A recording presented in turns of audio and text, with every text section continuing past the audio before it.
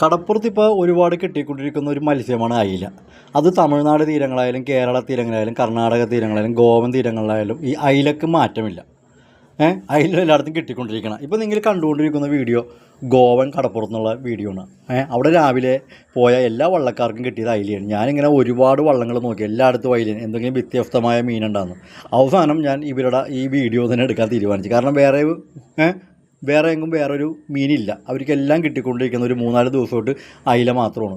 അപ്പോൾ ഇവിടെ നമ്മുടെ നാട്ടിലെ പോലെ അയില വിൽക്കണ കിലോ കണക്കിനല്ല. ഇപ്പോൾ കിലോ കണക്കിന് ഇവർ വിൽക്കണ മാർക്കറ്റിൽ മാത്രമുണ്ട്. ഈ കടപ്പുറത്ത് ഇവർ കിലോ കണക്കിനല്ല വിൽക്കണം. കടപ്പുറത്ത് ഈ എണ്ണത്തിനാണ് കാശി. ഇപ്പോൾ ഒരയില 10 രൂപ. അപ്പോൾ ഒരുപാട് വിദേശികളൊക്കെ ഉള്ളതുകൊണ്ട്, ടൂറിസ്റ്റുകളൊക്കെ ഉള്ളതുകൊണ്ട് ആൾക്കാർ അങ്ങനെ 10 മേടിക്കും, 5 മേടിക്കും. അപ്പോൾ ഈ 50 രൂപ കൊടുത്ത 5 100 രൂപ കൊടുത്ത 10 അങ്ങനെ ഒരുപാട് അങ്ങനെ അയില മേടിക്കാനുള്ള സാഹചര്യങ്ങളൊക്കെ വിദേശികൾക്ക് ഈ ഗോവയിലുണ്ട്. അപ്പോൾ അങ്ങനെയും ആൾക്കാർ അവരുടെ വിനോദം, അവരുടെ ഈ അവധിക്കാലങ്ങളൊക്കെ ഇങ്ങനെ ഈ പച്ചമീനൊക്കെ ഐസിടാത്ത മീനൊക്കെ തിന്ന് അവർ ആഘോഷിക്കും. ഇതിൻ്റെ തൊട്ടപ്പുറത്തെ വള്ളത്തിലും കിട്ടിയേക്കുന്നത് അയില തന്നെയുണ്ട്. നമുക്ക് അങ്ങോട്ടൊന്ന് പോവാം. അപ്പോൾ എല്ലായിടത്തും ഈ അയില മാത്രമേ ഉള്ളൂ. അപ്പോൾ ഇവർക്ക് അങ്ങനെ അത്ര വലിയ ഈ അയില കിട്ടി അത്ര വലിയ ഒരു സാമ്പത്തിക നേട്ടം ഉണ്ടാവില്ല. എന്നിരുന്നാലും അവരുടെ ഇപ്പം മറ്റു ചിലവുകളൊക്കെ നടന്നു പോകും. കണ്ടോ, ഇതും ഒരുപാട് അയില തന്നെയാണ്. ഏതായാലും ഒരു 3-4 ദിവസമായിട്ട് ഗോവൻ കടപ്പുറത്ത് അയില മാത്രമേ ഉള്ളൂ കറിക്ക്.